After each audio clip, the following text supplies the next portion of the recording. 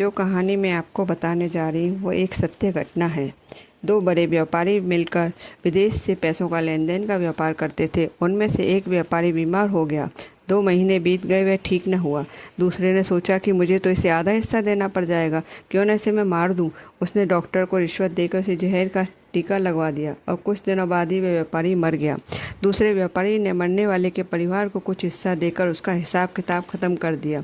परंतु कुछ समय बीतने के बाद उसकी अपनी पत्नी भी गुजर गई। अब उसके पास पैसा तो बहुत हो गया था, पर उसे संभालने के लिए कोई संतान नहीं थी, इसलिए उसने अपना दूसरा विवाह कर लिया। कुछ समय बाद उसके घर में एक बेटे का जन्म हुआ। बेटा पैदा होते ही बीमार रहने लगा। उसने बहुत इलाज कराया, पर वह ठीक नहीं हुआ।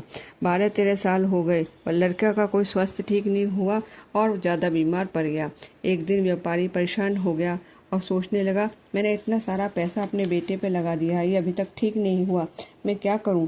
काम में भी उसका मन नहीं लगता था, व्यापार में भी कमी होने लगी। इसी सोच में डूबा था और अपने बेटे के पास दुखी हो रहा था और कहने लगा, बेटा इतना समय हो गया है, तेरा इलाज करवाते करवाते पैसा भी पानी की तरह बहा रहा हूँ, फिर भी तुम ठीक नहीं हो रहे हो। मुझे तो यही चिंता खा जा रही है। ये सुनकर बेटा उठा पलंग से और कहने लगा, मैं कोई तेरा बेटा नहीं हूँ, मैं तो वही तेरा पार्टनर हूँ जिसे तूने मरवा दिया था।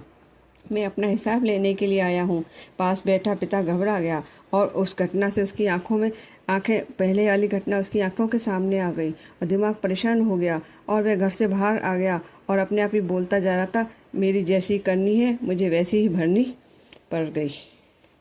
ये एक सत्य घटना है।